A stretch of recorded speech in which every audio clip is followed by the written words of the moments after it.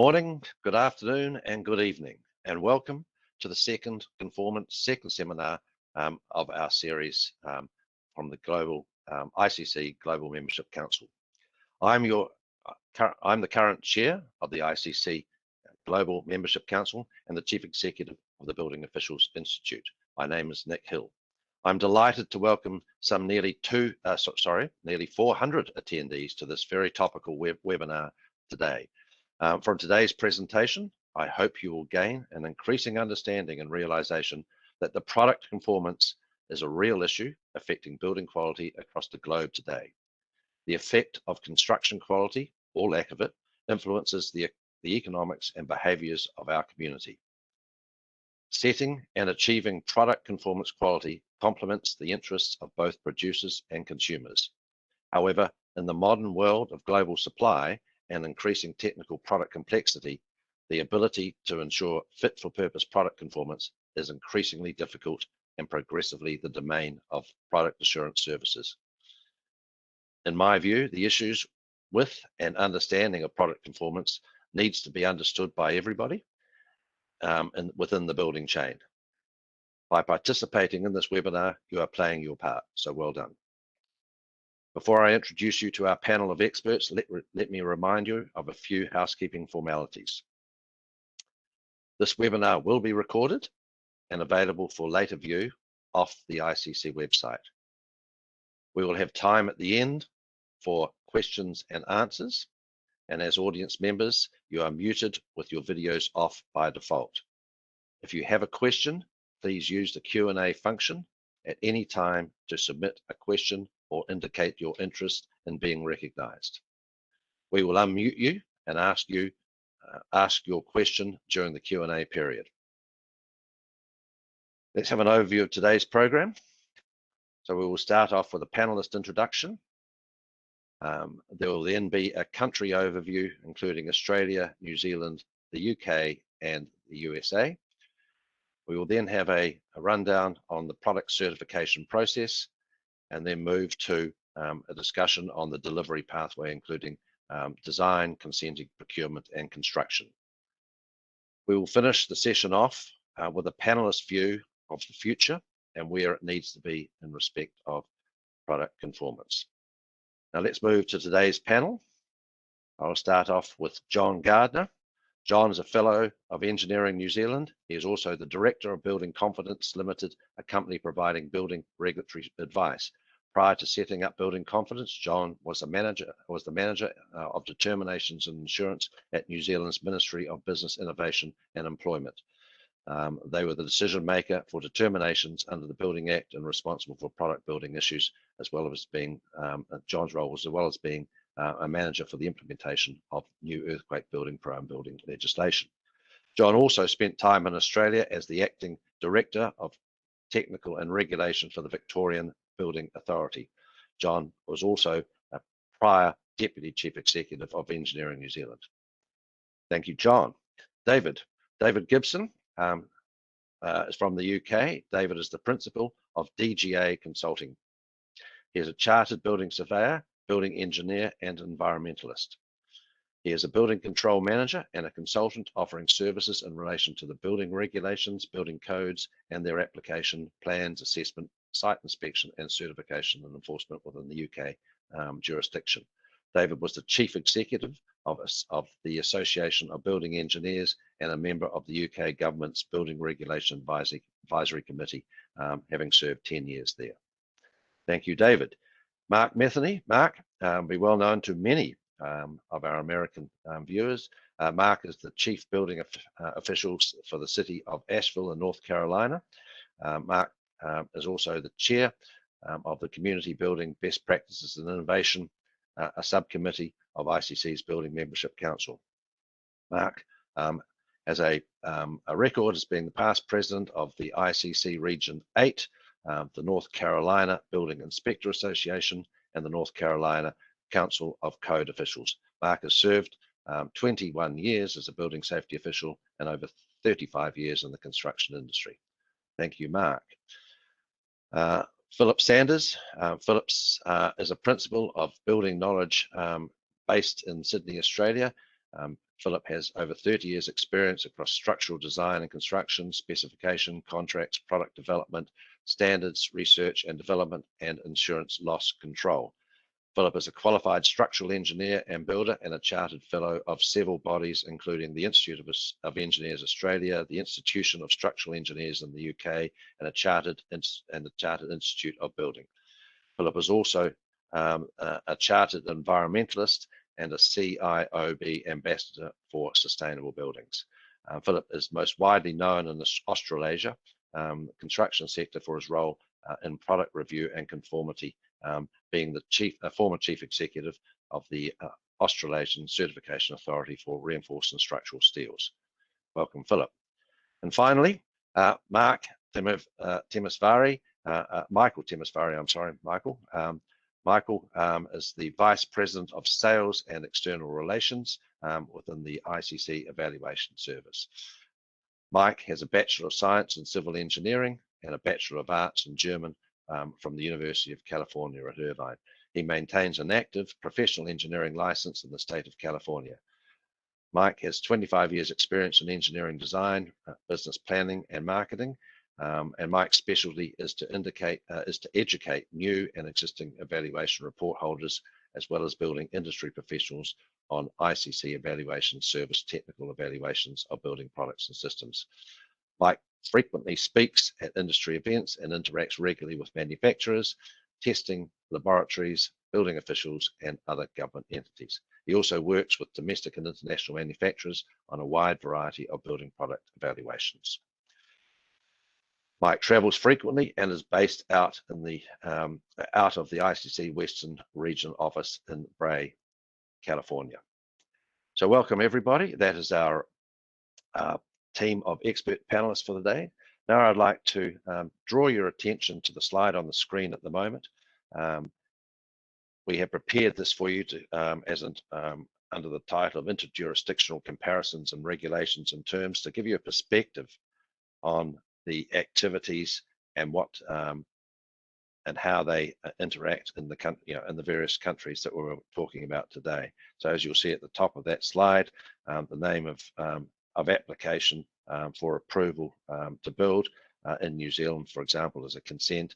In Australia and the US, it's seen as a permit, and in the UK as a building regulation application. Now these slides will be available for you to pick up later on, so I won't run through that, but what we've tried to do with the presentation of this slide is give you a perspective, a comparison perspective across the various jurisdictions.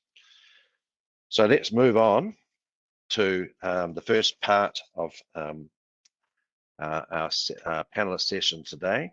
And I'd like to introduce Philip Sanders. He'll be talking about product regulation in Australia. Philip, the floor is yours. Thank you, Nick, and hello everybody, and greetings from Australia. Next slide, Judy.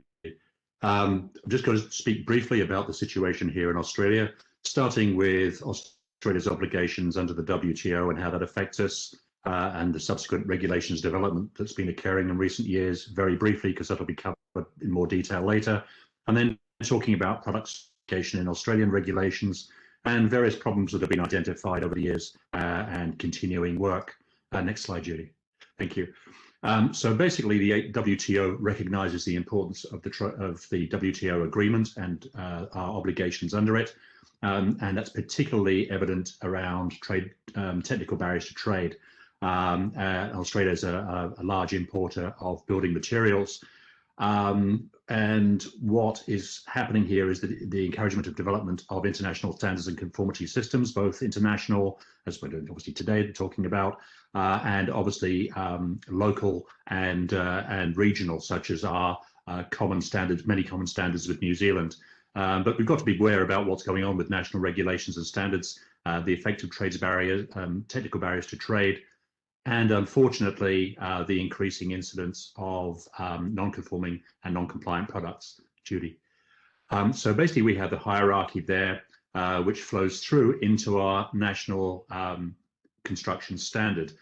from the WTO treaty through the ISO standards that underpin most of what we do, through JASANS, which is our accreditation body, through the individual standards, and then either deemed to satisfy or and mandatory or secondary voluntary standards that plug into the primary standards duty.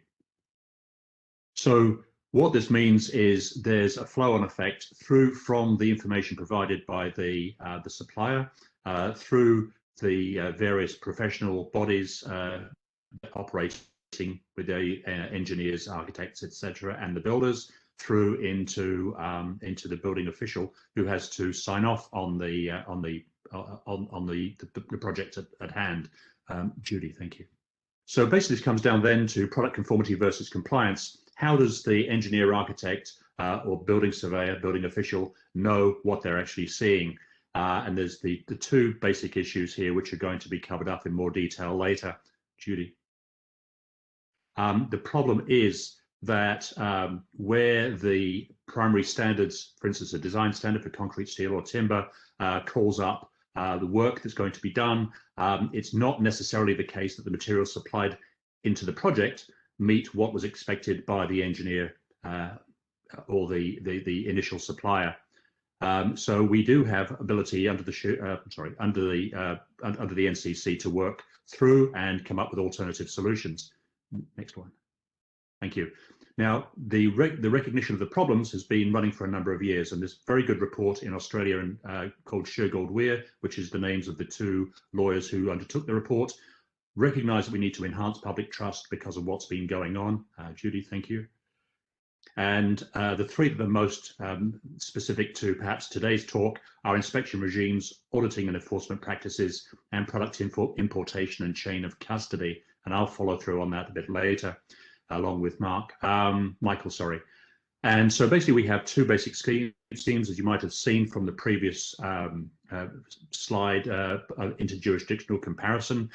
Basically there is CodeMark, which is voluntary, but it's a compulsory acceptance in the NCC, and administration by the Building Codes Board, managed by our accreditation body, JASANS, and multiple certification bodies issuing certificates with mixed outcomes and receptions, but a lot of work to try to improve that scheme. There are industry schemes, which are everything else. The problem with that is that it doesn't particularly work that as a term, because what do you mean by an industry scheme? Is it one that's just out there in the industry and independent of suppliers, or it's one that's owned by the suppliers themselves? So there's mixed outcome and acceptance by virtue of mixed understanding. And they do run from sublime to ridiculous. So there are some very good schemes and some not so crash hot ones. Thank you. So basically, this has been recognized in the Shergold-Weir report that the deemed satisfy provisions long been standard practice, but we have, as I say, more work to do. Judy, thank you. The biggest issue that is hitting us now is that accreditation gives consistency by the certifier. So what it says it does consistently, but not consistency between all certifiers. And we've recently had some issues with certifiers not behaving at the same or performing at the same level as other ones. So, but basically, in summary, there's a lack of understanding of practices and terminology. There's material supplied to different standards, or sometimes no standard at all. Different schemes operating to different levels, multiple certification bodies. And of course, the biggest issue here is the differential outcomes that are impacting building officials. How does a building official sign off on something they don't necessarily have full confidence in the documentation provided? Very difficult situation, and we'll talk about that in more detail in subsequent talks. Thank you. Thank you, Philip.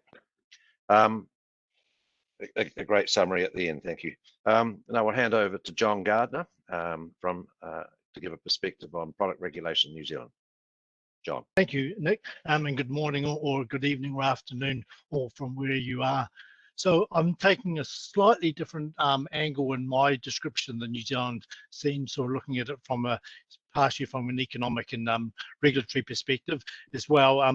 There is a lot of similarity between ourselves and Australia in terms of the construct of our code system and some of the issues Phil just talked about sort of relate to New Zealand as well. In terms of certification bodies, most of the certification bodies are the same, both sides of the Tasman. So I haven't decided not to duplicate some of the aspects that Phil's already covered.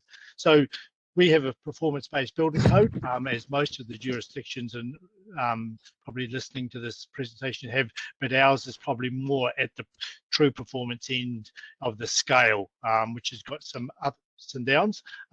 We also, our prime regulatory framework is that we regulate building work. So the regulation of building products only come into place when it's used in building work. There's pluses and minuses to that, but that's the framework we've currently got. The building code itself is quite a complex framework. It's simple at one level, but it's can get quite complex for establishing code compliance, which provides some challenges. We've also, as the market has developed over the years in terms of new innovations, deemed to comply or acceptable solutions type compliance pathways have fallen increasingly short of the 8 ball in regards to things. So that means that a lot of innovations, there isn't a clear compliance pathway to be able to be followed. And then economically, we're open borders, some of the issues that Phil talked about, the free trade, but also a very highly differentiated building products market. So we have quite a vast range of different types of products within each category, whether it be claddings or whatever. Next slide, Judy. So just sort of touching on our regulatory and code system.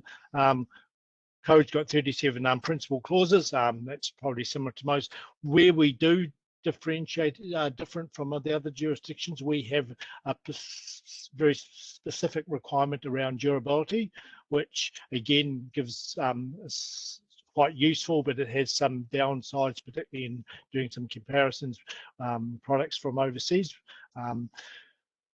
Similar sort of construct. We've generally, for most code clauses, we've got at least one acceptable solution, for acceptable and verification method, just really deemed to comply pathways. And most of our acceptable solutions cite standards of one form or another, some of them being product standards. But as indicated before, increasingly there is no clear compliance pathway for many of the products coming onto the New Zealand market. So next slide, Judy, thank you.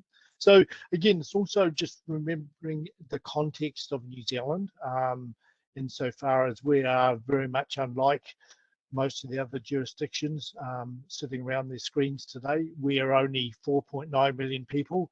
And I have approximately, on a good year, 20,000 new build residences per year. So on a global scale, we are a small to average size city spread over a landmass, sort of approximately the size of the UK. So that brings their own sort of unique challenges in terms of designing regulatory schemes. We're also, like Australia, a net importer of building materials. So we often need to use product compliance data from offshore as a base for New Zealand's compliance. We also have an economic challenge at present. Building in New Zealand is disproportionately higher than most of our other jurisdictions. There's as many theories about why that is as there are people in New Zealand. Nevertheless, there's going to be next year a major study by our Commerce Commission into the building products market, which is going to be interesting in itself. But also it's sort of putting in place the context that there is some price pressures likely to play, and one of the obviously the aspects that build up product prices is the compliance costs of proving compliance. So there are some tensions there. So in terms of building products compliance, like Australia, there is no mandatory certification of any building products required. There are a range of options similar to that what's available. I think, Jim, certainly with respect to Australia, we have sort of worked together jointly around some of these things. So most of the options are very similar, both sides of Tasman. There is a regulatory power under our Building Act for the central regulator to ban a building product or method. It's only been used twice, but when I say mainly for political reasons, they were for reasons not directly related to a specific product that was failing to meet the requirements of the building code.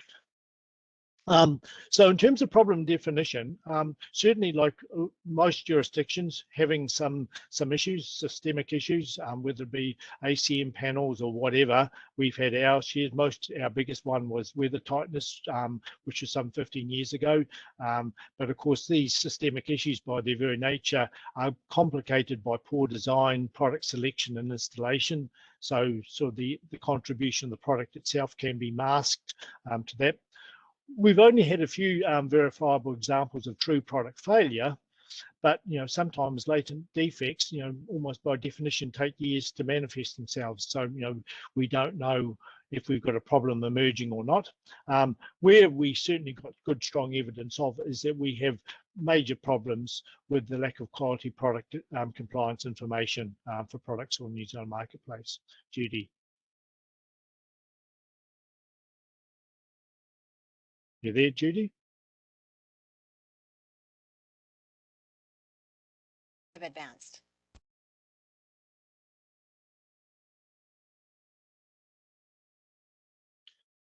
So our challenge, thank you, our challenges that we are facing, sort of need to sort of work through, is that we lack a good ecosystem of product compliance support, compliance expert testing bodies, etc.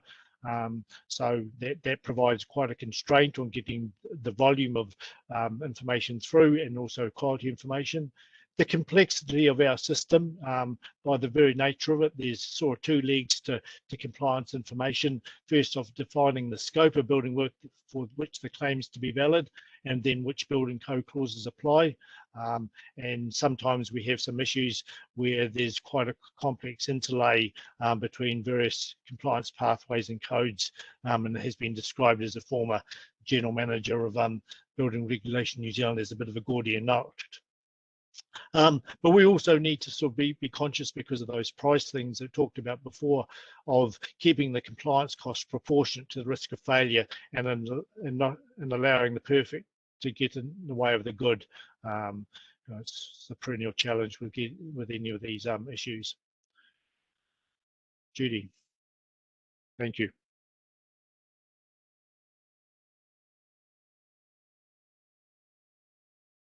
Thank you. Judy, you can move. Thank you, John. David. Thank you. It's interesting, within the UK, we have three key themes when we're talking about products, performance and compliance. They fall within the three main areas of legislation, regulation, and the key being compliance. In the UK, we love the law. Our government is very responsive. It is reactive and proactive, and once they see a need, they will develop new legislation. With the legislation, they will consult, and they will then create it and bring it into force. It's around the key legislation that we operate. Having got the legislation, the government then follows the route through to building regulations. Generally, the regulations there to provide a minimum level of performance. The goal is that people will do better, but unfortunately in society, everything comes back to the minimum standard. Regulations are difficult to understand, so our government creates approved documents. So we have a document that is for structure, a document that is for fire, a document that is for sound, and all the various parts that come within a building. Within these approved documents are the standards that should be met, and they provide an approach and associated guidance. So in effect, they give you a method of complying. And with the method of complying, it's an option. You follow the book and you're okay. But if you want to do it in a different way, then you can use this document to assist you in that process and compliance. Having said that, there is Regulation 7. Regulation 7 is like the magic book. What it says is you can use any materials you like, provided that they are appropriate. They have to be used in the way that meets the criteria. In other words, the workmanship. You know, put together properly, joined, mixed, however you want to use them, but it has to reach that level of workmanship. With that workmanship, we then move towards the certification. So we have the opportunity of how we can comply, but it is very flexible. It is there for choice. And so within that, we go down into the compliance. With the compliance, we have materials, we have components, we have system providers. All of those elements, the people providing them are responsible. They are responsible for their testing to show they meet the criteria, and that if they are used appropriately, then they should achieve certification. So it is a simple flow process, but the goal here is flexibility. So Regulation 7 includes a wealth of guidance, and you can go for construction products regulations within the UK. You can use it Eurocode, Euro directives. We can use the British standards, international standards. We can use independent certification schemes, tests and calculations. So the choice is very, very wide. But in the UK, we also have something at the moment which is called past experience. So we do have a facility for someone to hold your hand, take you up the road to a project that's been built, so you can actually see that building, see it physically work, and see that it does actually meet the criteria we're looking for. But the key to all of this, we've got to follow the law. The law gives you the regulations. Regulation 7 tells you what you've got to do to meet those regulations. The choice of how you do it is down to you, but at the end of the day, every single bit of construction work is expected to meet the selected route to compliance. So it is very much back onto the team, people producing the information, to prove and substantiate that compliance. So that really is the overview of how we look at movements towards certification and the effective use of products, installation and certification. And I'll talk a little bit more about this later. Thank you. Thank you very much, David. Righty-ho, last but not least, Mark from the US. Thank you. So in the US, we don't really have a national system for approval. As you can identify, we basically depend on a multi-layer system, and we're heavily dependent on what's called the authority having jurisdiction. And now that authority having jurisdiction can be an individual, it could be a department or a municipality itself, or it could be a separate company representing or acting on behalf of a municipality. You will find that large cities or major jurisdictions might have a product approval process. And sometimes within that, the state also will provide a product approval process. They may also have a category or a listing of testing facilities, and then also laboratories that are authorized. We use frequently, as a majority, the International Building Code, which is generally a prescriptive document. So without too much variation in the body of the document, but the administrative chapter of that does allow for alternative methods and materials to be implemented at any time.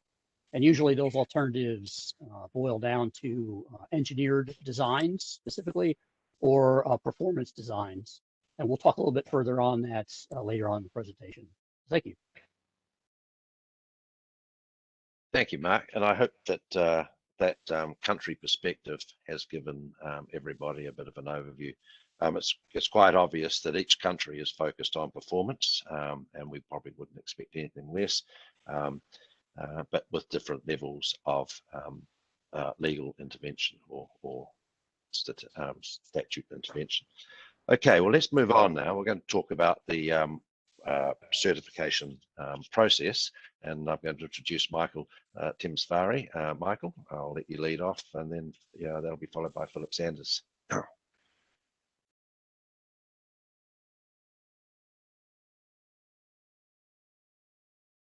I apologize. I'm going to have Philip talk about the first few slides, and then I'll chime in. Thank you.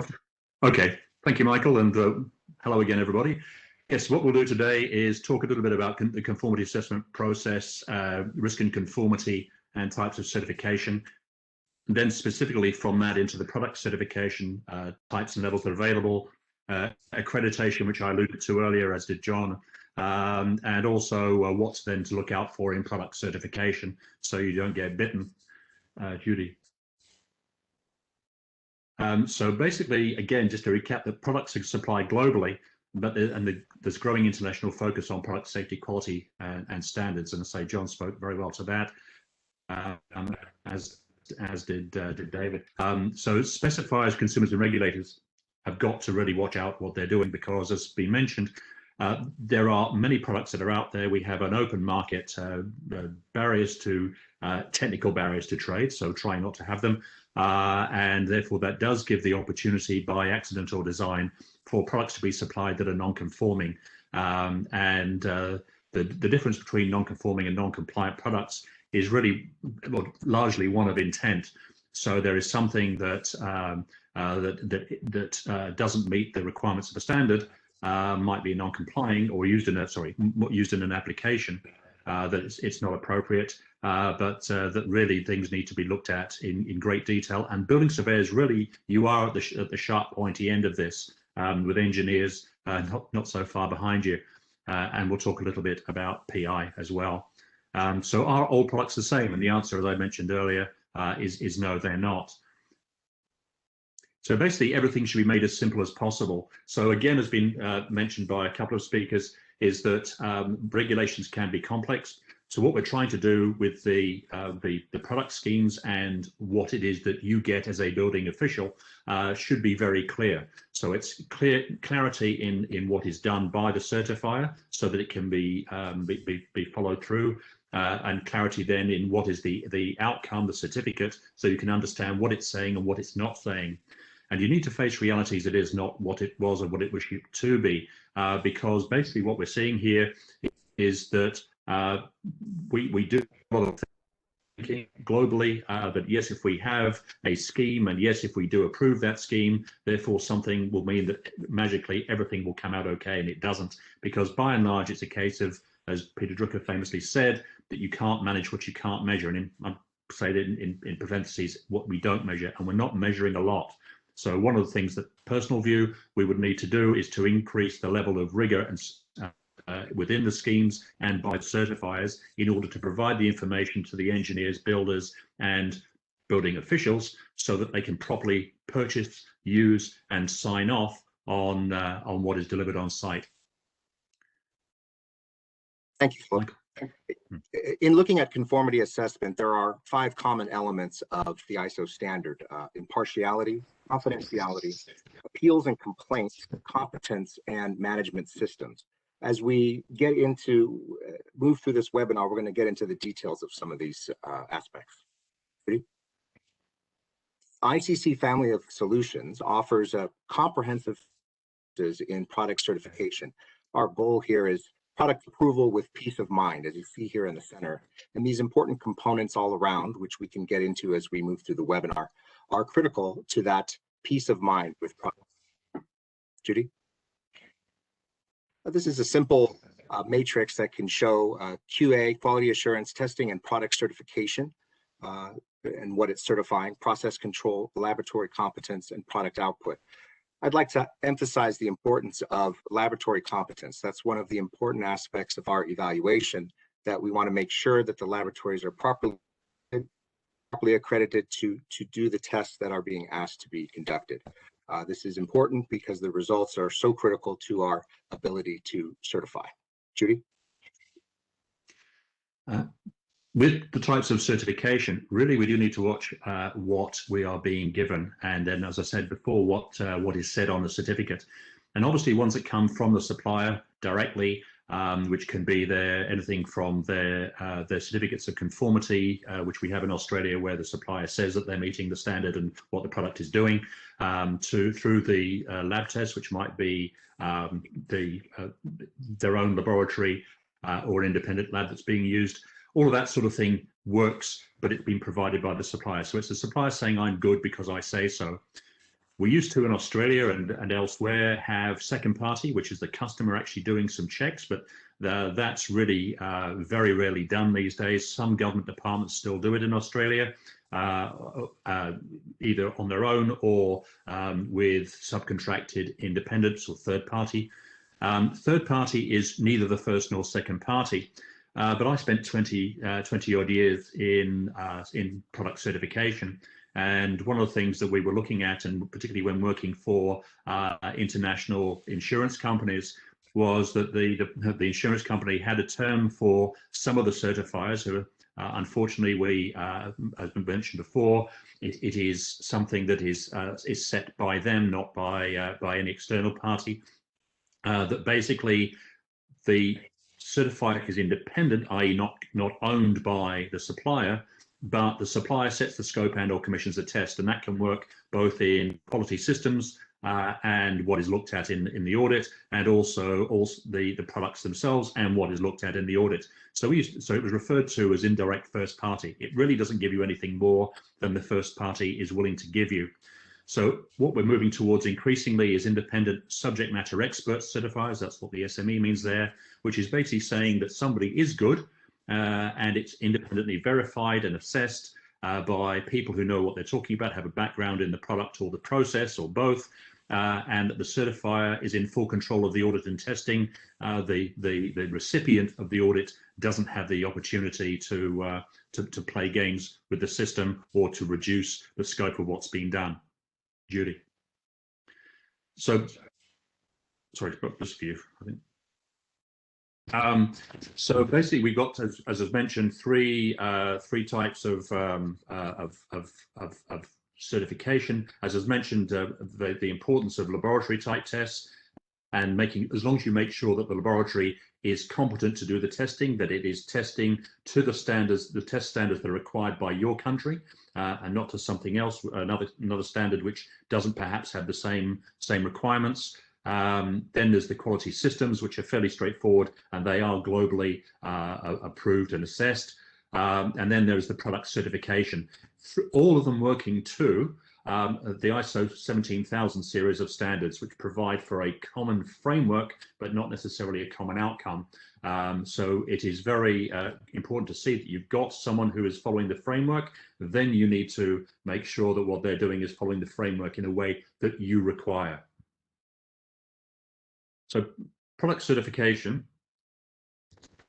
Actually, I think this one is for you, Mike. Yeah, thank you. Yes, product certification for government and regulators. Product certification is a well-established process that can demonstrate the products and materials are compliant with the standard.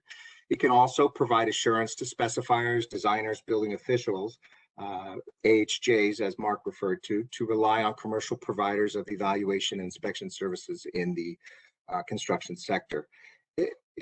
Most importantly, I think it delivers a level playing field to the suppliers, that they can demonstrate compliance to the same requirements, same standards. Judy?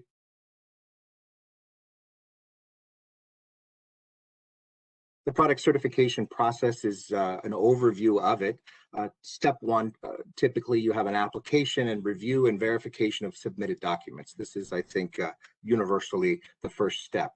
The key part of the evaluation is the testing of the product, perhaps also engineering calculations or analysis can also be a component of the evaluation. And most importantly is the data provided, testing and calculations. Is it indicating that the product is meeting the requirements? A decision, this is where the certification body will make a determination as to whether this product passes or does not pass. If it does not pass, we would usually indicate why and what can be done to make sure that it does pass. Surveillance, this is obviously an important component of product certification to make sure that there's ongoing compliance. A evaluation and review of test data can be a snapshot view of the performance of that product at that time. And an important component is that ongoing surveillance to make sure that the quality process in place is still producing the product in the same way, so it can have the same expected performance as recognized in the certification. And lastly, it's a repeat evaluation, decisions, surveillance, and certification. If there's perhaps some changes to the product that the manufacturer would like to make as they develop, then we can go back through that process again and make sure that there's sufficient data to demonstrate compliance. Judy? And certainly product conformity assessment, it varies obviously by regulatory regime, but the onus is on the supplier and customer to demonstrate validated reliability. Basically, there's two options for the customer or building official: self-certification, as was discussed, and our preference obviously is third-party product certification. We see that as the highest level and the most reliable. Judy? So one of the big issues that we're finding increasingly with growing supply of materials around the world, and particularly it's been anecdotally there's been something of an uptick because of the complexities caused around COVID and the ability to substantiate documentation against the actual product. Basically, we have product supply claiming to meet the same customer needs as the specified product. So it's what engineers will do to put to the builders. The builders will try to supply, and they are products that we see terms like equivalence. That, oh yes, we couldn't find the material that was specified, but this is equivalent. And whereas that might be the case, and there are abilities in the building regulations to make such substitutions with an informed consent, quite often it's happening after the event when the building official comes to the site, spots that something's not quite right, and then what do you do when the thing's up? And things like materials properties, grades properties, etc. And as John mentioned earlier, the problem that can actually occur with a finished building, and then what do you do later? It may not actually fail at installation. It may not fail in a number of years, but we've had a number of situations in Australia where there's been degraded performance of buildings over time, accelerated degradation, which then has a societal impact. Judy. Hello, thank you. So one of the things, again, to get across, and we're seeing an uptick in this as well, is the provision of QM certificates, so ISO 9001 certificates, or sometimes it's ISO 9001 with some test laboratory certificates being presented as being product conformity. And one of the things that is very clear in the ISO standards is that, and this follows through into, for instance, this reference to an Australian structural steel standard, is that ISO 9001 quality management systems certification is not product certification. Basically the reason for that is that you might be producing something consistently, but to a different standard to the requirements of the Australian and New Zealand standards, or perhaps the stuff can't be sheeted home to any standard whatsoever. And we do see quite a lot of that happening. And the question then is, what do you do afterwards? Thank you, Judy. So basically, product certification is in QMS. It's not laboratory certification, because a laboratory certificate only is, its rider is that it only is referencing the samples it's been given, and are they representative of common supply. And most assuredly, product certification isn't a supplier warranty. So what we have seen over a number of years is that occasionally when something goes wrong, they'll try and say, oh, well, the product certifier certified this. Well, it's not what in Australia we're able to do, and I presume would be similar in many other countries as well. So the issue of product certification, it may not be independent of the supplier, particularly if the supplier either owns the certifier or through their industry group, for instance, or also if the certifier is commissioned by the supplier, and then the supplier sets the limits of the activity of the certifier. And of course, what this does mean is that the product certification, or two different product certifications, may not be identical in scope and rigor. And it's one thing that does seem to be noted. So accreditation, I'll hand back to Michael. Thank you, Philip. Definitely. Accreditation for government regulators, accreditation is established process to ISO 17065. As I mentioned earlier, it's a crucial part of a successful certification process. It demonstrates a product certifier's compliance with its regulatory responsibilities. It reduces the need for central and local government to employ their own specialist assessment personnel. We see our certifications as a tool for the various AHJs and building officials and design professionals. It really also provides assurance to the government to rely on commercial providers of evaluation and inspection services in the construction sector. Judy? It does provide evidence of conformity assessment body conformity to ISO 17065 and consistency of the conformity assessment body's application of a product scheme to its own procedures. It does not provide evidence of equivalence between different certification schemes or equivalence between similar certificates issued by different conformity assessment bodies to the same scheme. Judy? Back to you, Philip. Right, thank you. So whilst a product may be certified to conform to specification, it doesn't mean that the items fit for purpose necessarily. Again, that depends on the design and application, and also then the sign off actually on the building site that it's being done appropriately. And so the issue of the material confirmation or conformity confirmation, it's particularly true when you've got multiple accredited schemes, multiple product certifiers, and they're all certifying the same products to different levels of rigor. And again, this is one of the things where be beware of a party that provides cherry picking. If you're expecting to see all of your concrete or all of your windows certified by a particular one that you know has good reputation for providing the certification, and all of a sudden there's another one, perhaps a question to ask is it's not necessarily the case that the second or third certifiers will not be adequate. They may all be accredited, but they may be just having someone look at something because it's going to be looking at it a little easier than the one you would expect.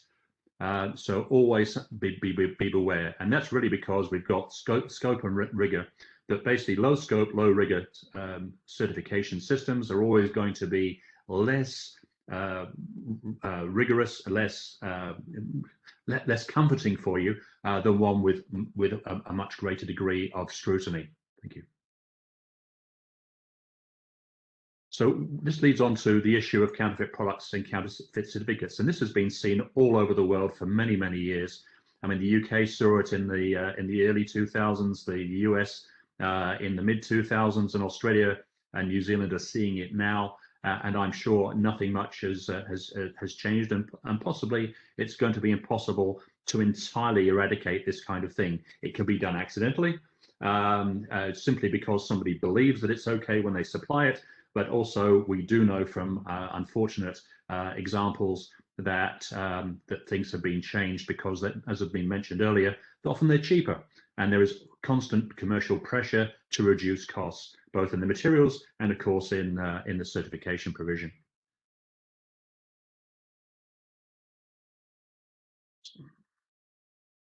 So basically, what you need. So, Michael, are you?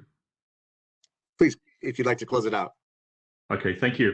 So the things to look out for are that the third-party certifiers are independent of the supplier's ownership or control, and you need to confirm this. And also that the certifier has some subject matter expertise on the product certified, because otherwise, in effect, it becomes just a glorified quality management system one. Just as a brief aside, one particular example I had not that many years ago, a government department insisted on the certification that we were running at the time, or was managing at the time, and the customer wasn't very happy with it. But when he'd had the SME type audit, he actually realized two things. One is that the value for money was better for him, not only because of the public benefit of having the other certification. It was because by doing the rigorous audit, it actually improved the performance of his people. So there was an unintended benefit there. That's something, again, that might be looked at. So the certifiers accredited scheme needs to be validated for consistency is another one. It's how often audits are done and to what degree. How long maybe the certificates are valid for. If you have a certificate of 3 or 5 years, that's possibly not going to be as reliable in certain circumstances. But if they're being passed around, you need to check to make sure certificate validity. Many countries like UK, Norway, and Australia and New Zealand tend to use annual certificates, so you can see very easily if a certificate is out of its validity period. And so, thank you. Thank you, Philip, and thank you, Michael. Very comprehensive overview. I think the big take from that is Peter Drucker's statement: you can't manage what you can't measure. Excellent presentation, thank you. Now we move on to the delivery pathway, and I'd like to welcome in Mark, David, and John to give us a perspective overview of the design, consenting, procurement, and construction pathway. Thank you.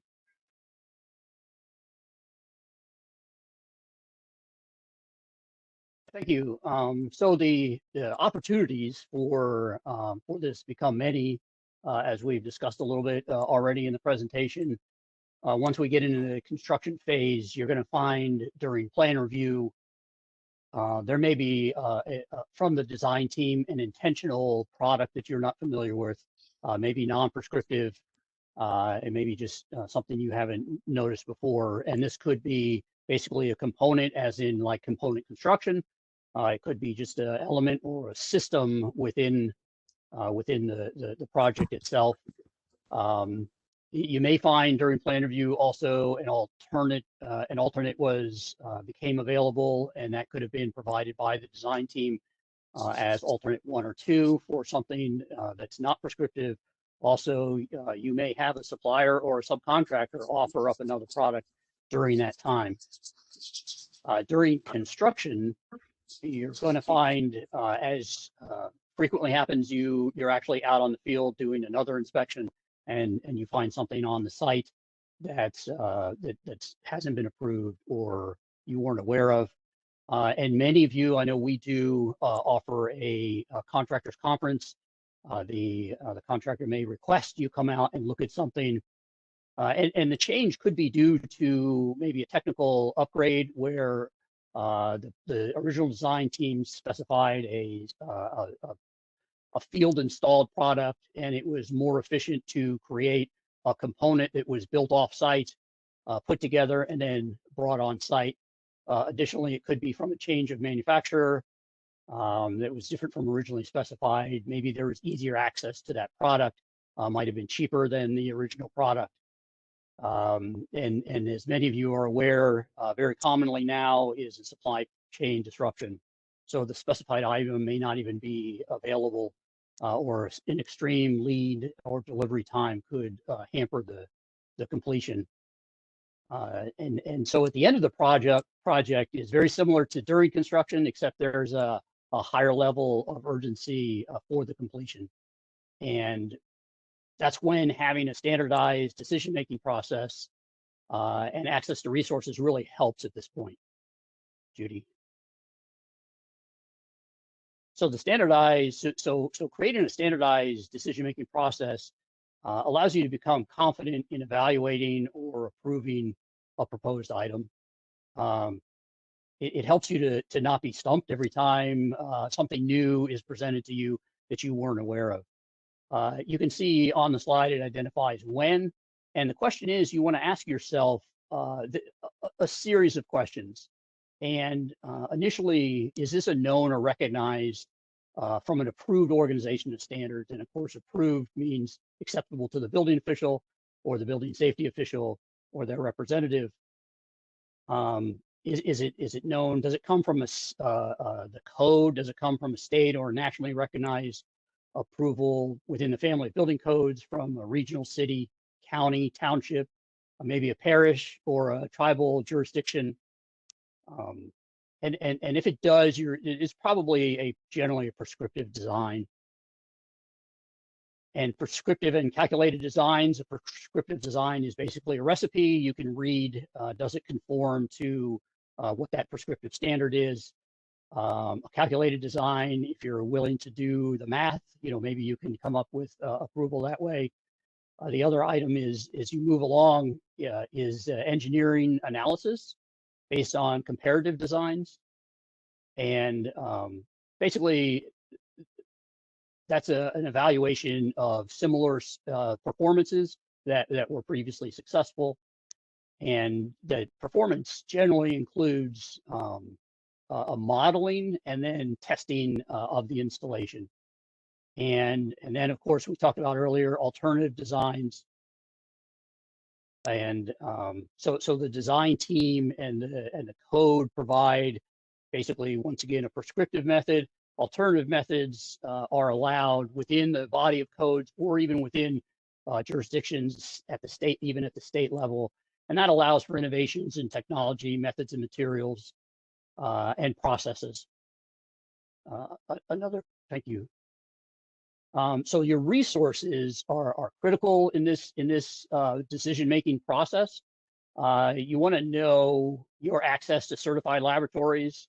IAS is a good example. They have a list of accredited labs and many other items. ISO was mentioned earlier in the presentation. That's a good reference. And then also part of your resource could be certifiers, and you want to, which we've heard about earlier in the presentation, and we want to have access to them, and also national, state, and local approvals.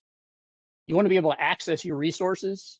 You want to certainly consolidate and put together the ones that you know, and you want to be able to categorize the ones that you don't know. You're going to find things that you've never seen before, and this slide isn't intended to say start from the top and work down. I'm not saying that each one of these bullet points is from the top to lower. All I'm saying is you start at the global piece, right? You start at the big piece, go to IS, go to ISO, go to ES, and find that product within there. And then you want to have yourself with some substantiating data. Next slide, I'm sorry. I think it's a good idea, it's not a good idea. You need a reason to why did you make that decision? Why are you confident that the decision you made is good? What do you hold in your hands? Hopefully it looks like this, or what do you have on your desk or within your electronic file that you can come back to 2 years, 5 years, or 10 years down the road and say, this is still why I made this decision, because I have backup documentation. And within that, that substantiating data may come from references within another standard, similar to an engineering analysis. It could be wording right out of the standard, referencing another standard. And then quality control has already been hit on. Does the manufacturer and producer have a recognized quality control system, or do they have an internal and external certification system? And if they do have a certification system, is that from an accredited organization? Thank you so much. Thank you, Mark. David.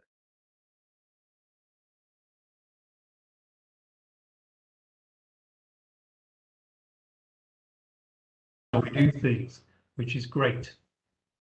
If we follow the theme, construction is a fluid process. Okay, so with the process, we move from what we would call specification, consent, procurement, scheme assessment, and construction. Before we get there, we have to think it's about compliance and the role that certification has to take within that particular feature. So we're talking about something that is produced, something that is assessed, something that is certificated. We're talking about something that may be transported, stored on site, incorporated into the building, and at the end of the day, meeting the criteria of the certification. But if we think about the construction team, whether we go from the researcher, the product developer, through to the manufacturers, testers, designers, contractors, through to code officials, at the end of the day, every single person within that construction team has a responsibility for compliance. So there is an expectation that what is put forward will work. So if we think in terms of construction generally, it's important to recognize that every single building is unique. In the same way as the people dealing with the building, as individuals, we are all unique.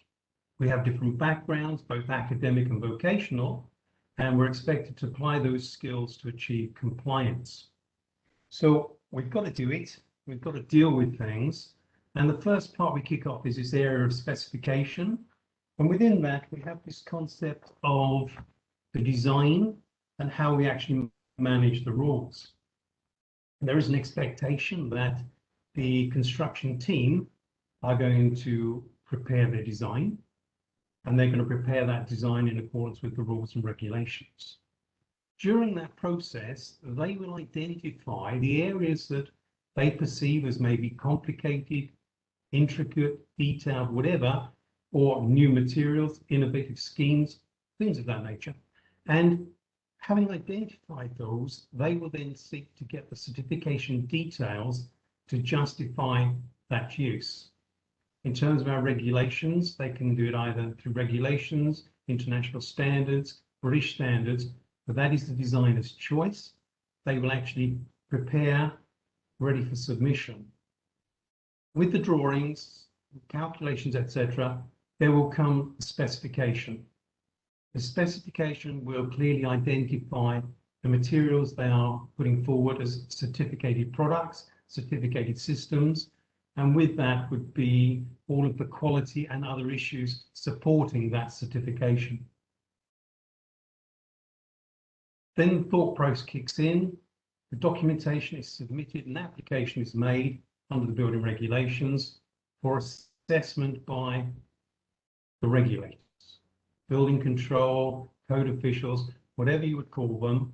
But once the information is there, we are into this rigorous process, which is very much about the plans assessment. There is criteria in that it has to comply with every single part of the regulations appropriate to that building type. The person doing the assessment will look at all the information submitted, the justification for the use of certain materials and products, where they are going to be integrated, how they're going to be integrated, and how they are going to be inspected during the process.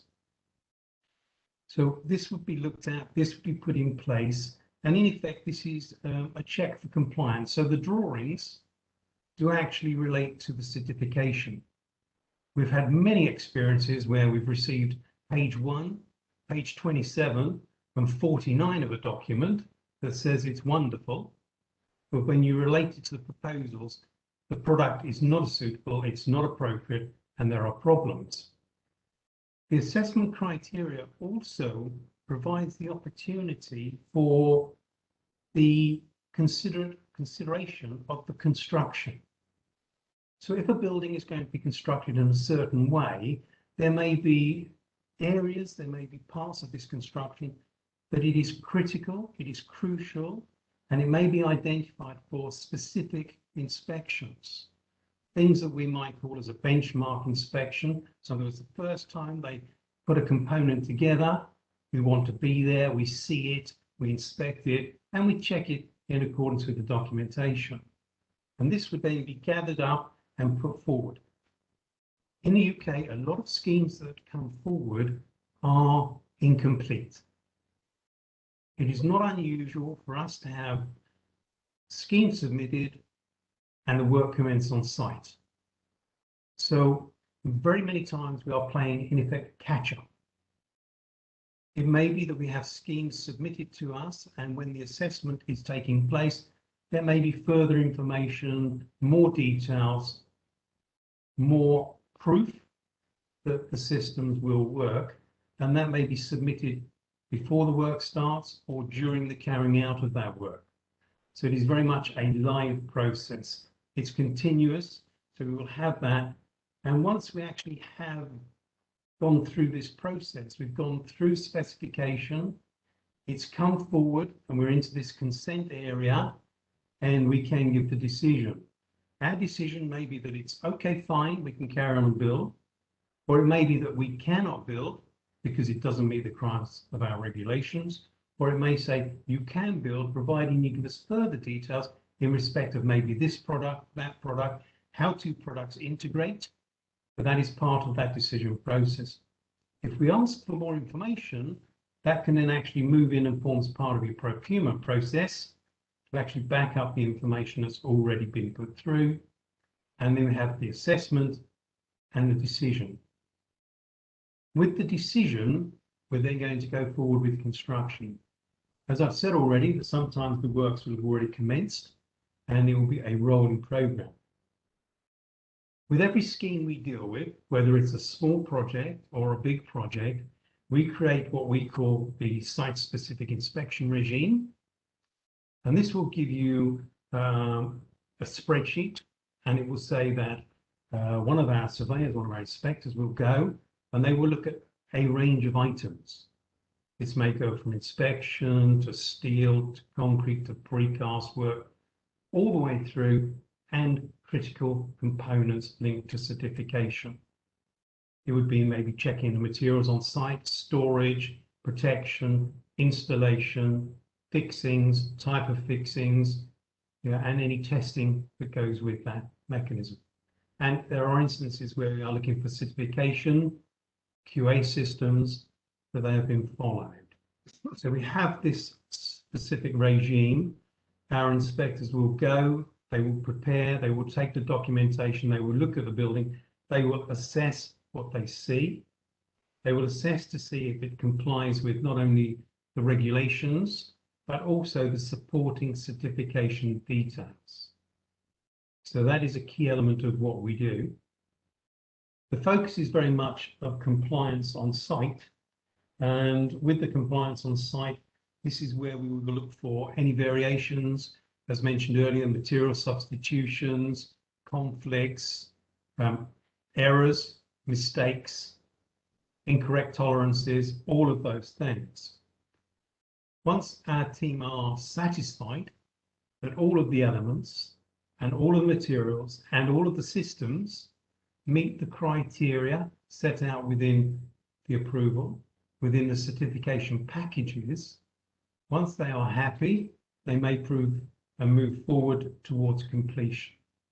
If, however, at the time of completion, there are works that are outstanding or things have not been carried out in accordance with the certification and documentation, then further work would be required, remedial work may be required. But through all of this, there is an expectation in the UK that construction is a fluid process and that the professionals involved will be using their expertise and skill to make sure the outcome is something that is safe, it is secure, and is fit for purpose. And once we are fully satisfied with that, then we can go forward to the issue of the completion certificate. Ideal world. Doesn't always happen. There are often many instances where things may go adrift, but the process is followed rigorously. Inspections are rigorous, the system is rigorous, and at the end of the day, we look to create a safe and secure built environment. That really is the overview of our approach to the delivery within the UK. Thank you.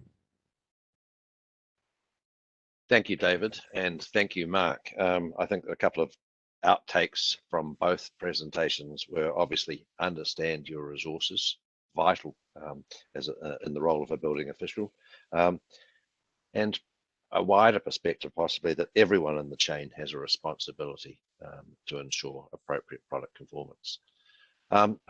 We were going to call on John, but we're just mindful of time.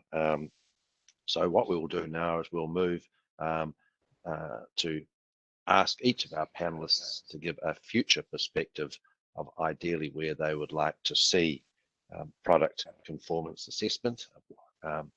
And so I'm going to reverse the order, and I'm going to start with the US first and call on Mark. So Mark, if you wouldn't mind giving us your perspective. Thank you. And back to your points is what I see an advantage of the future is ease of access to the network of resources, right? Some centralized location that people can refer to, and of course this would be an enormous task, but also, so to speak, document maybe an electronic location, but to have some accessible network, nation and worldwide would be pretty amazing. And familiarity with various options for approvals, and it's just fantastic hearing everybody talk about how you address things in other locations, and except for a rare occasion, do we see that kind of that level and that style, and to know that that's out there and know that other countries are doing that, and it allows local building officials to feel more confident that that performance measures are available, certification to unknown products, that system is available to them to use, and just where they are and familiarity with them, I think would be a fantastic advantage. Thank you. Mark, David. Okay, thank you. Unfortunately, in the UK, as many are aware, we had a problem. It's called Grenfell. In terms of the future, very clear, disasters must not happen. So in the UK, we're going through a major phase. We're looking at new legislation. We've got a new building safety regulator in respect of high-rise, high-risk buildings. We're going to have new and enhanced regulations. There's no doubt about that. And that is going to come forward where we've got new products regulations. With the new products regulations, greater demand, greater need for compliance, and we're going to have enhanced certification. That's the way we're moving forward. But even going beyond that, there is a big emphasis now. We're looking at registration of building inspectors. We're talking about registration of building control approvers. So we're now looking at a completely different system. We're looking at competencies. Now we're all professionals, we're all qualified. Many of us have been qualified in 2 or 3 different areas. But what we're talking now is almost like a licensing scheme. We're talking about thousands of people in the UK who may have to be retested, reassessed, requalified, and in effect maintain their competencies throughout. And it's interesting looking at things happening around the world. There is this big focus on we must get it right, we've got to gear up for it, and these are all elements which are under consideration now. Thank you. But at the end of the day, we've got to have compliant buildings and not disasters. Thank you. Thank you, David. John, New Zealand perspective. Judy, I've noticed that there was a slide in my pack which I think we ended up flicking over and I think we're held up, and it sort of segues between this. How easy would it be for you to go back to slide 25?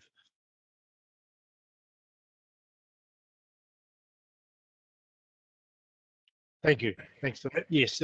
So we've just, because of some of the problems that sort of we've had, and also reflecting sort of lessons from overseas, there are changes to our primary legislation going through now relating to products, and so we're moving to a regime where it's going to be mandatory to provide product compliance information for products within these enforcement strategies in place for more powers for where that's not applied. So we're moving to this mandatory information situation. And of course, the point needs to be made, this is not the same as making certain third-party forms of accreditation mandatory for high-risk products. This is just around information disclosure. And then within that body of changes to the Building Act, there's also then strengthening of the code mark, our product certification regime, which gives the central regulator the power to override decisions. So if you could now go back to my next slide, the slide, Judy, that I was going to. So given that context of changes, which is really sort of one way of putting it, is putting the whole product assurance thing in New Zealand on steroids and requiring everybody to think there's a big task ahead of us. And I think we've got a lot of work to do to prepare our product suppliers with dealing with that particular task, because otherwise it just won't happen. And so what I sort of then worked through is develop some what I think are some best practice criteria about product assurance regimes broadly internationally, and then sort of measuring ourselves against where we're against that. So first one being the product compliance pathways are clear and well articulated. I think we've got a long way to go in New Zealand yet to be able to tidy up our code system to make it quite clear around products, and to give sort of clearer compliance pathways. And some of those issues within our code structure have really not been quite well exposed because we haven't had this focus on products like we're about to go into. We also need to sort of then start developing compliance pathways for some increasingly common building products. Many of you from overseas jurisdictions will be surprised to know that we don't have a compliance pathway through our code system for structurally insulated panels. Something which is now forming 20–25% of our building products market. Each of those are going to be evaluated for compliance through an alternative solution. So we need a lot of work to be done by the central regulator. We also need to build up that ecosystem of competent advisors, testing bodies, and certifiers. Currently the demand for that's relatively small in New Zealand because there's not the mandatory need to provide information, but now it's becoming mandatory. It's going to be a big task ahead of us, and so we do need to have the infrastructure to be able to enable it, and we haven't at present. And we need to make sure that everybody who gets into this game is competent. We also need to have a clearer system of the articulation of the evaluation of the non-compliance risk and the identification of the appropriate form of product assurance. I think we're going to have a risk-based approach where it's going to be too costly for everybody to go through for their product for a formal 17065 type scheme. There's just not the resources there to do that, and the cost of achieving that will be disproportionate to the risk that's being managed. So we need to be able to do a better job at identifying what are truly high risk products, and because the challenge is risk is about where they're being used.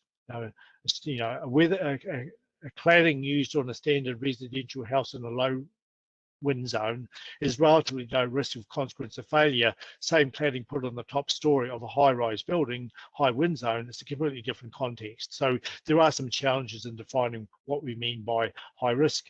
And then also, quite importantly, linking back to this particular seminar and what Mark was talking about, I think we need to move towards a framework of international portability of compliance information. Each jurisdiction is still going to have its own needs, but largely with the global building products market, why do we have to start from a zero base each time when a product moves across borders? We have performance-based building codes. We all have different environments within our jurisdictions, which we manage to deal with anyway. So I think conceptually, there's no fundamental reason why we can't work towards international portability. Thanks. Thank you, John. Philip. Thank you. Following really just on from a number of other comments with all the previous speakers, really it's horses for courses with the product and the risk. And if it's higher risk, then we need expert, full service, full rigor schemes. But failing that for a level playing field, we need mandatory enforcement of certification delivery. And this can't be done through accreditation. We did look at this a little while back. They were looking at accredited certifiers and giving them a number of categories, like 1, 2, or 3. But understandably, those who weren't going to make category 1 objected to that, and there is some requirement for a lack of discrimination by the accreditation body. So that one got knocked on the head, and that has had some impact on the idea of a centralized listing of certification providers, because if you're accredited for a particular product, but you are known not to be operating at the same level as other ones, well, how can you as the government then say, that they're both the same or operating at the same level of accreditation, and then what risk would be taken by the government or any user. So we do need to sort that particular problem out, and I don't think that's going to be easy. There also needs to be defined provenance and chain of custody for all products because of the issues we talked about earlier with substitution. And there need to be effective legal recourse and remedies so that when people do misbehave or act negligently, that they can be properly held to account, and this can be made public, as was mentioned about the issue of reporting. Then it really mandatory reporting is really going to be necessary again. One of the things we see quite often when a problem occurs is the parties get into a huddle with their lawyers and decide if anything's going to be paid out. And of course, that never comes into the public domain except more by apocryphal means and not really anything that's usable or useful. And this is impacting, of course, PI. Australia has terrible situation with professional indemnity on various practitioners, but particularly building officials and engineers, and a number of those are moving away from work at the moment because they're just not properly covered for it. And again, if we're going to have a properly cohesive, coherent and expert system, we're going to have the people in there willing to do the work and take the risks. And I think that's, again, something that government will need to look at. Otherwise, it goes back to, again, a centralized list, and everybody chooses on price. Everybody is basically indemnified as all care, no responsibility. And that's a rather chilling prospect for us. Thank you, Philip.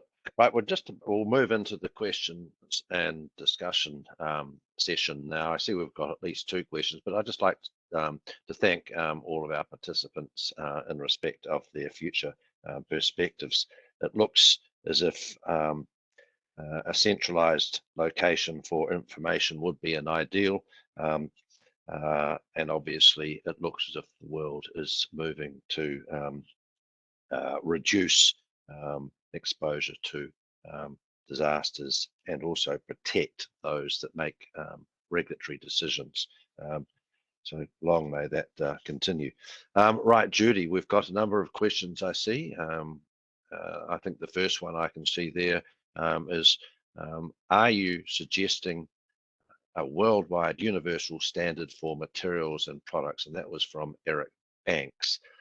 Now, I'm going to hand over this question to both David and Philip. David first. Okay, obviously in the UK we are seeing lots of materials coming across, and there is a real recognition that if you've got materials that have been tested, certified, if those materials can be used within a country in the location proposed, then I would fully support this common approach and mobility between countries. One of the problems is that sometimes the unique environmental conditions, the climate conditions may not make it appropriate. So what I would say is I would support this common approach, I would support mobility, but the design team have got to be 100% sure that the material and certification is appropriate for the proposed location and use. As a concept, I think it's a great move forward. Thanks, David. Philip, and then I'll go to Michael. I've said everything that that I would say. I would just say that, for instance, the difference between UK and Australia is quite significant, both climatic and environmental, but also a number of practices. Things that are because of our spread out nature and large country, small population. A lot of work is done locally, pretty much close to site, rather than in factories and then shipped over large distance, which does mean there are certain aspects of the materials properties that are essential to take into account the fact that things aren't being done in a formalized factory necessarily. So that sort of thing, which is potentially a minority and increasingly a minority perhaps, is something that we certainly look to include as much overseas and directly equivalent material as we can. Obviously, it's an advantage for us as an economy. but it's not necessarily just a blanket that can be imposed. Nick, can I add something there? Yeah, Certainly, go ahead, John. Sorry. Yes, yes, and I just sort of respond because I think the question came past you, and clarification. What I'm saying is that I think it's a direction of travel that we should be sort of working toward to see what's possible. There are some practical difficulties, but my first step is just really just proposing that we start sharing, having some form of framework that allows the sharing of existing product information and assessments of relative compliance between the diverse jurisdictions. Let's start out with some few easy steps first, but there is a long run goal. I think there's nothing wrong with the goal. Thank you, John. Michael, quickly, do you want to add to that from a CCES perspective? Nick, certainly, I think it's a goal worth achieving. I think it has its challenges put forth, but I think forwards and take small steps and finding maybe appropriate materials and products that might best fit into a universal standard and work from there. But certainly the steps need to be taken in that direction to ultimately achieve that goal in the future. Thanks, Michael. All right, there's one more question here that I see, and this is, I'm not too sure who this is from, but I am curious to hear from the panelist perspectives regarding recent changes to ISO 17025 requirements regarding risk and decision rules when providing compliance statements. Are there efforts to include similar language requirements to ISO 17065 for conformity assessment? And that was from Gala, I see there. Michael, maybe you might have a comment on that first. My first instinct on this is we closely watch the revisions made to ISO 17025. So I know there's review and discussion internally as to how that would affect our business process. So at this point, I don't think I can say anything definitive, but it is something that's under review, and be more than happy to share that with the group once any decisions have been made. Thanks, Michael. Philip. Yes, just a quick comment on that. Don't forget that 17025 is related to laboratories, and laboratories are certified by ILAC. As I mentioned earlier about test certificates, I mean the issue there is the sample, has it been taken at random from a population of known history? Is it representative of the totality of what's supplied? So there's an issue for ILAC and its members to sort there from the International Accreditation Forum, which would include UCAS in UK as well as JASANS over here, and I'm not sure of the American equivalent. But the bottom line on that is it's almost a misnomer to call product certification because it is a balance of process review and testing. So bringing together the quality systems, then what's actually witnessed physically on site to see that they match those, and then taking samples, hopefully at random from a population of known history rather than just cherry picked and then put together. But if you're not careful, the issue there is you're providing a statement which people rely on, and as I say, that is a warranty, which really is something that is always sheeted home to the supplier, because if anything goes wrong, it's their issue. You can't pass on your reasonable responsibilities onto other parties. So I'm not sure that 17065 will actually move to that, and if it does, I'll have to be very careful how it does it. Great, thanks, Philip. David. Interesting when we talk about things like risk assessment. When we talk certification, in the UK, we've got the British Board of Agreement. They look at systems, they look at materials and products. Because we had the Grenfell fire, they have actually reviewed how they are going to work. They have recently sent out a consultation to industry, had lots of interviews and discussions, and they have very recently published a report based on those interviews and that circulation, and that is telling you and setting them out how they are changing their approach how they are going to re-look at the testing certification processes and to reinsure or regenerate the confidence within the UK market. So there are a lot of things going on. And again, it's part of this process to address certification as a secure way forward. Thank you. Thank you, David. Right, I think we're out of time. So listen, what I'd like to do is I'd like to thank our panelists for today for their contributions and insightful opinions. John Gardner from New Zealand, David Gibson from the UK, Mark Matheny from the US, Philip Sanders from Australia, and Michael Temesvary from the United States. A great session. I think we've covered a fair bit of ground. I hope it's been informative in respect of helping you understand the conformance assessment process, the various issues that relate to it. I think that we've had some insightful opinions, particularly in terms of where we might go in the future, and I'm particularly pleased to see comments in terms of cooperation, information sharing, and the like.